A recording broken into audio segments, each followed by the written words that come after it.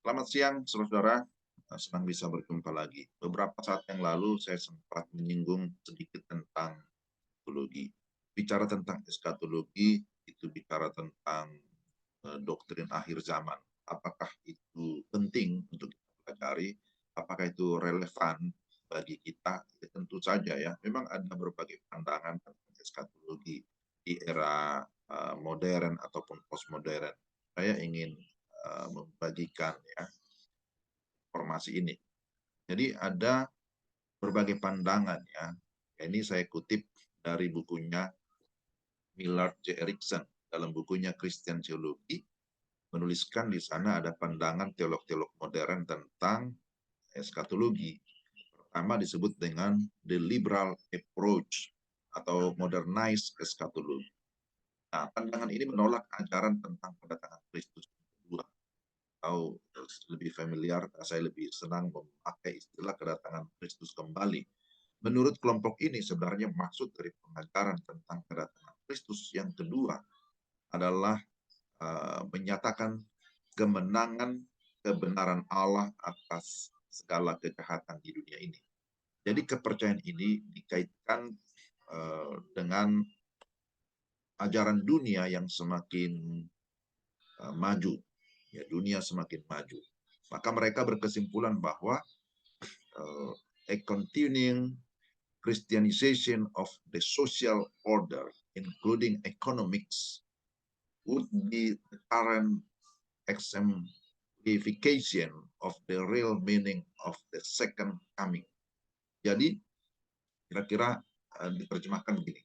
Arti sesungguhnya dari kedatangan Kristus adalah adanya perubahan tatanan sosial, termasuk keadaan ekonomi, sebagai akibat dari pengaruh kekristenan yang terus-menerus. Nah, ini yang pertama yang disebut sebagai liberal approach. Liberal approach. Lalu yang berikutnya ada pandangan dari Albert Schweitzer yang disebut dengan the modernized eschatology. The modernized eschatology. Menurut Schweitzer, Yesus mengkhotbahkan kerajaan yang akan datang yang bersifat radikal supernatural. Tiba-tiba dan terputus dari sejarah manusia. Dia juga berpendapat bahwa akan terjadi kekacauan dunia. Mengorbankan dirinya mati di kayu salib supaya Allah segera menciptakan zaman baru. Ternyata menurut Schweitzer, Yesus salah perhitungan. Nah, ini ya, Yesus salah perhitungan. Dia berpendapat bahwa Tuhan Yesus telah membuat pernyataan yang salah pada Matius 24 ayat 30. Dalam ayat ini Tuhan Yesus menegaskan, aku berkata kepadamu, sesungguhnya angkatan ini tidak akan berlalu sebelum semuanya itu terjadi. Pada kenyataannya, demikian menurut Schweitzer, angkatan di zaman Yesus telah berlalu. Tapi pernyataannya tentang datangnya akhir zaman itu belum juga terjadi.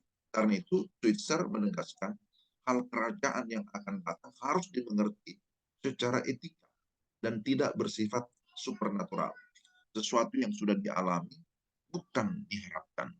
Memang berbagai tafsiran telah diberikan oleh para ahli untuk mengerti ayat tersebut. Ya, tapi itu pendapat Schweitzer. Lalu ada realize eskatologi, pandangan dari Dodd. Ya, menurut Dodd, ya, isi pengajaran Tuhan Yesus tidaklah bersifat yang akan datang, melainkan dengan kedatangan Yesus. Kerajaan Allah telah tiba. Jadi Dodd menegaskan bahwa daripada memandang ke depan ada penggenapan nubuat, sebaiknya kita memperhatikan bagaimana hal itu telah digenapi. Kerajaan Allah bukanlah peristiwa yang akan datang di mana dunia akan dicipta kembali, tetapi a timeless eternity, atau yaitu suatu keadaan in communion with God. Jadi ini ya, pandangan realize eskatologi bahwa kerajaan Allah telah tidak usahlah memandang ke depan terlalu jauh ya, bagaimana hal itu tapi jadi bukan sesuatu yang akan datang, tapi dikatakan lebih kepada keadaan inner communion with God. Lalu ada lagi existentialized theology. Ini pandangan dari Rudolf Bultmann. Bultmann berpandangan bahwa tulisan-tulisan dalam Perjanjian Baru tidak boleh dimengerti secara objektif dan harfiah. Jadi dengan pendekatan mitologisasinya, dia mengambil kesimpulan bahwa kerajaan Allah menunjukkan kuasa anugerah dan pengampunan yang dialami oleh manusia jika dia percaya dan menyerahkan diri. Jadi kerajaan Allah sudah dialami. It is the presence of eternity in time. Demikian pendapat Bultmann. Dia juga menolak adanya penebusan atau penyempurnaan dulu. Ini Bultmann ya. Lalu ada lagi Jürgen Moltmann, politicized eschatology. Moltmann berpendapat bahwa kita tidak boleh secara pasif menunggu datangnya hari yang akan datang. Sebab hari yang akan datang tergantung pada usaha kita. Dia mengakui bahwa hari yang akan datang tidak sepenuhnya dicapai atas usaha kita, tetapi pada dasarnya itu dicapai oleh pekerjaan Allah. Namun demikian, mencapai hari yang akan datang, ya dibutuhkan tindakan. Jadi ini adalah pandangan Moltmann. Ya selain pandangan tersebut, yang tadi sudah disebutkan, perlu juga kita lihat beberapa pandangan lain, seperti pandangan Karl Barth, Vandenberg ya. Barth berpendapat bahwa kerajaan Allah memiliki dua sisi. Sisi kekinian itu sudah dialami, sisi yang akan datang. Untuk itu dia melihat tiga peristiwa penting. Ya, peristiwa kebangkitan Kristus setelah terjadi. Yang kedua, turunnya Roh Kudus pada hari Pentakosta itu merupakan a present reality dalam gereja. Dan yang ketiga, datangnya Kristus kedua kali atau parusia.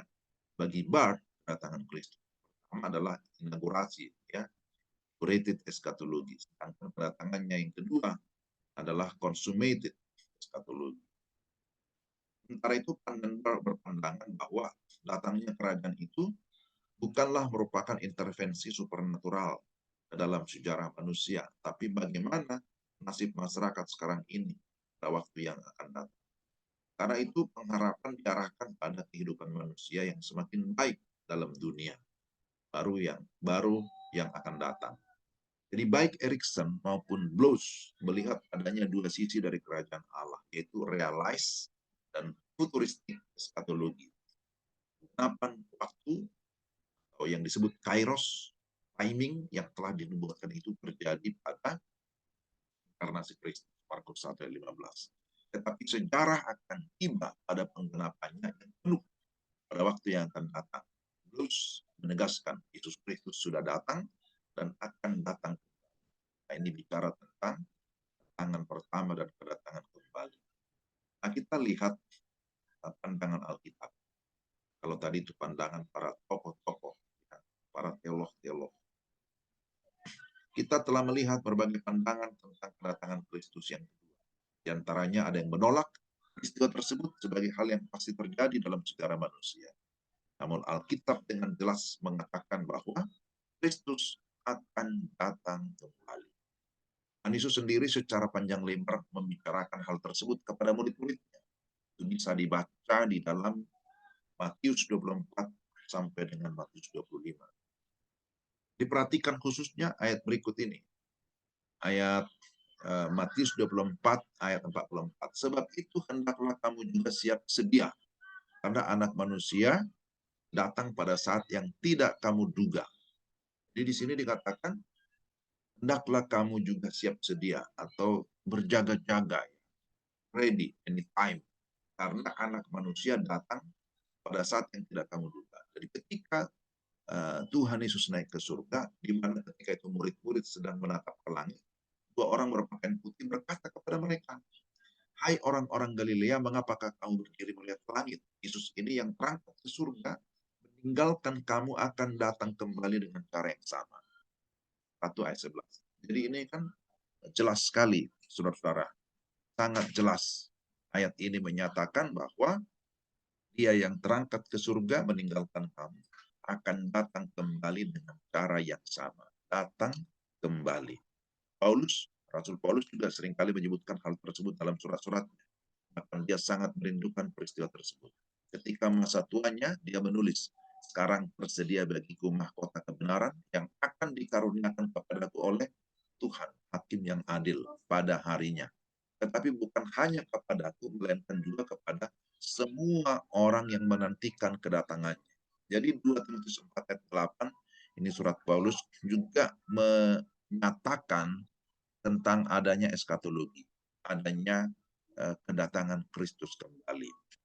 Ini menarik untuk diperhatikan bahwa Rasul Paulus dalam suratnya yang pertama kepada jemaat Tesalonika juga menyinggung doktrin ini pada akhir tiap pasal. Pertama, bahwa kedatangan Kristus dikaitkan dengan pertobatan mereka yang sejati. Mereka, ya konteksnya jemaat Tesalonika, berbalik dari berhala-berhala kepada Allah dan menantikan kedatangan Yesus dari surga.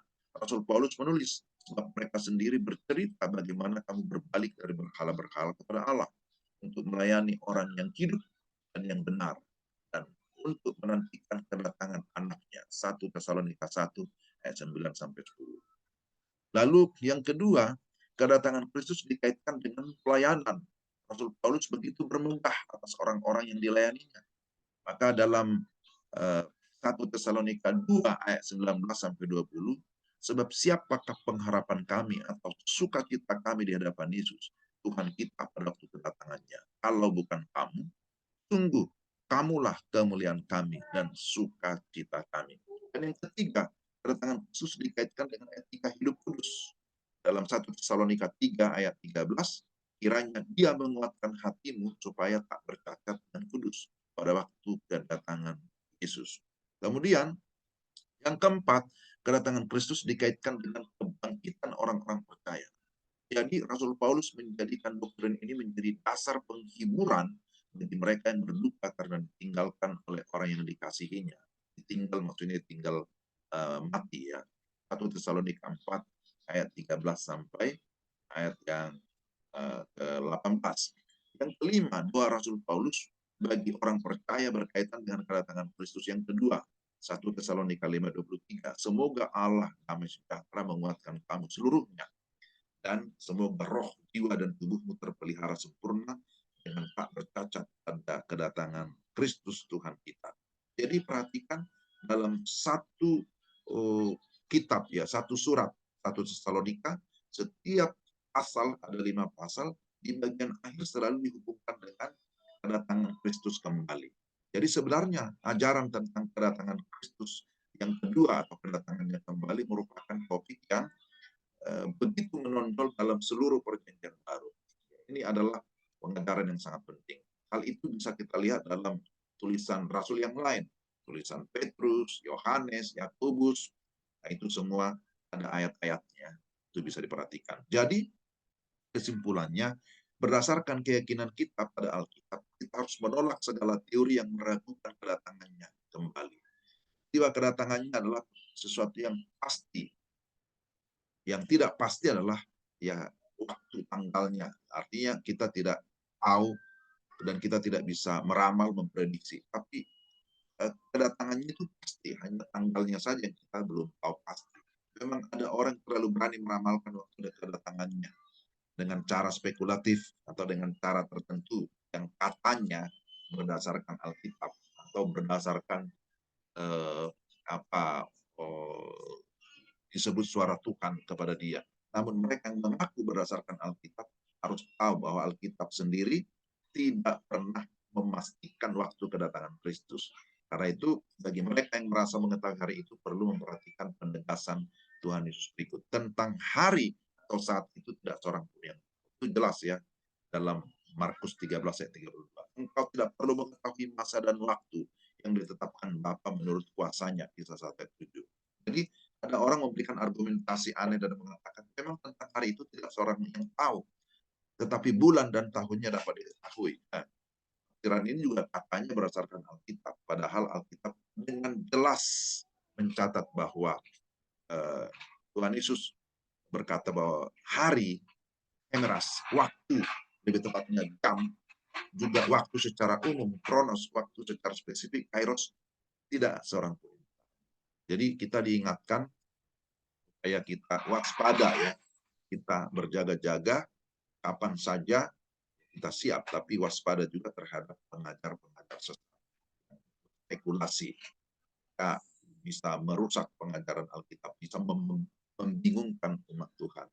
Kita perlu menyadari, saudara-saudara, bahwa ada memang pengajar sesat, tapi perhatikanlah kepada apa yang dikatakan oleh Alkitab, bahwa kita menantikan kedatangannya. Menantikan kedatangannya, maka kita harus waspada. Kita harus memiliki sikap yang benar dalam menantikan kedatangannya. Tentang bagian ini saya akan sampaikan